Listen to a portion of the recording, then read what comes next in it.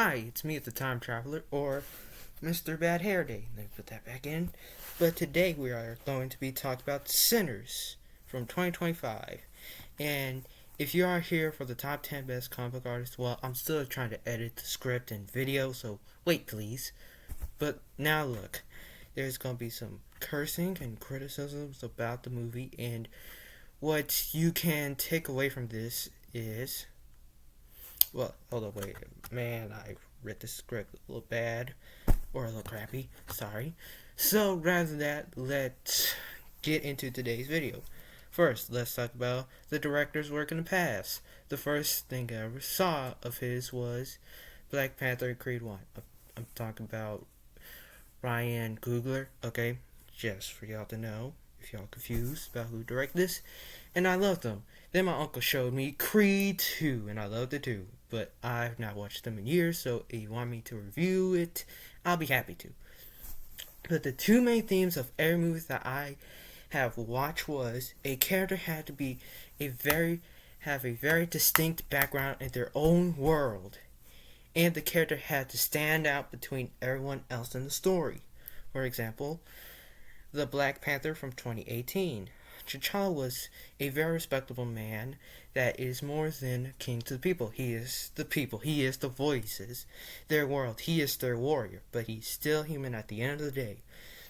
The background aspects is he comes from a world hidden by his people because of man intruding into everything to get the power they think they deserve. But what if the story and the background don't fit together because it's placed awkwardly in the product? That is what Sinners is, and I wish it was better. Now look, let's talk about the beginning of the movie. First, it shows the movie. Let me look him up. Alright. Oh, it's Stack and Smoke, but some parts of the movie I think Mr. Coogler was confused with who the main character was until the end. And before you start commenting about the mission showing who it was, then why is Sammy the one with the car? Man, I messed up. The one with the guitar, the focus in the beginning of the movie and at the end of the movie. You can't deny it, but Sammy is the main character, especially since he is the reason why Remick, the vampire, is after him. Literally, the first 5 minutes, it shows people with natural musical talents get hunted down by evil. Well, basically implied. But Sammy should have been the main character. But all the promotional material shows that Michael B. Jordan as the main character, not Miles Catton. Hopefully, I pronounced that correct. Which they are both good actors. I'm not trying to put one down to lift up the other. It's just common sense. Now, the background of this world is a sad sharecropper land and town all over. So, our protagonists, this part's still the background. So, our protagonists are in this town after leaving Chicago to go back to Mississippi. And the writers did give us some clues about Chicago was for them. I'll talk about Smoke and Stack.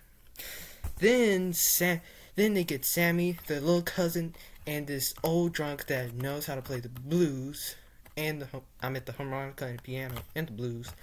Then they get all the people in the town to go to a party for the night until vampires that are more like demons come up and kills most of them. Now, what I'm trying to say is the story and the characters kind of lined up on paper, but the main character is Smoke, but the plot device is Sammy. Which, sometimes a story can have a main character that is not a plot device. Hell, that's how most movies work. But Sammy and music are the same thing, a plot device for the viewers to see. So the plot device is more than that. The average viewer would gravitate towards it more than the main character. That's why Sammy should be the main character of his story, of the story, not him. Or flesh out the twins a little bit more, please. Okay, Mr. Coogler. But there is one more problem. The movie is just straight up boring to watch, and it does not help when you are over exhausting the viewers with too much or too little to swallow. So I'll leave it to y'all and what y'all think of the movie. And don't be influenced by my words. If you did like it, and watch Revenge of the Sith. Alright, watch it in theaters. Because I watched it before Sinners, and sorry, Uncle, for yelling at you in text, but still, don't you ever recommend another movie again. Okay? But I'm gonna see all y'all beautiful people later, and bye bye.